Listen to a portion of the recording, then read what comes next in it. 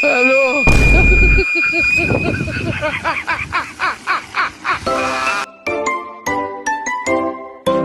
Hello mga viewers! Kung gusto nyo ng good vibes at cuteness overload na sa tamang vlog kayo ay charot. Muli nyo kaming samahan dito sa Lincel Vlog kung saan ibinabahagi namin ang mga moment ni Baby Lincel habang siya ay lumalaki. Ginagawa namin ito para balang araw may babalikan siyang mga alaala.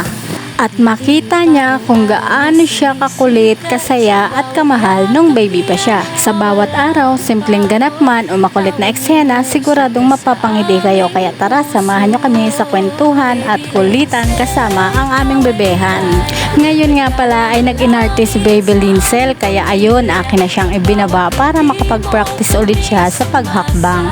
Gusto na naman niyang gumalaw-galaw at mag-explore, kaya hinayaan na rin namin siya.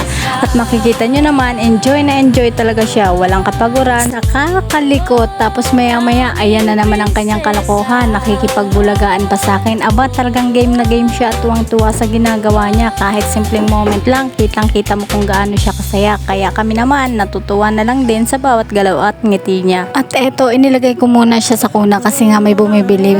Tingnan nyo naman, iyak siya ng iyak, kaya akin siyang ibinaba uli para siya ay makapaglakad-lakad. At mas gusto niya talaga yung nakababa siya, kaya hinayaan ko na lang muna siya. Talagang nakakatuwa siya sa kanyang mga kalokohan at kahit papaano nakakapagbigay ito ng saya sa amin habang pinapanood namin siyang masaya at malaya sa kanyang mundo. At habang nag-aayos muna ako ng paninda ko, biglang may bumagsak. Naku po, nakakagulat talaga. Aba, yung buko juice na binili ng papa ni Baby Lincel na tapon sa sahig.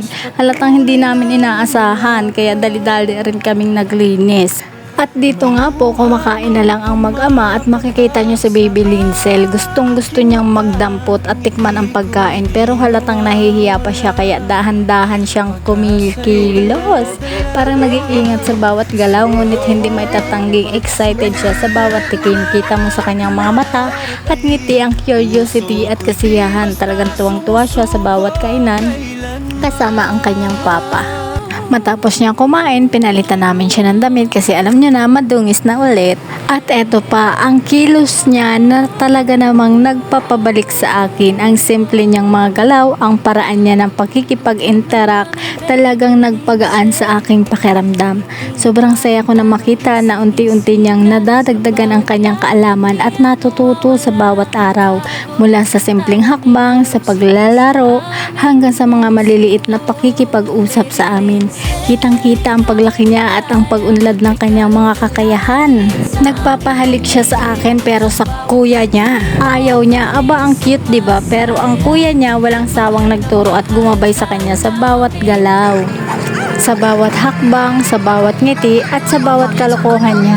Kitang-kita namin ang kanyang paglaki at ang ligaya niya sa simpleng mga bagay. Napakasaya namin na naibahagi namin sa inyo ang mga moments na ito.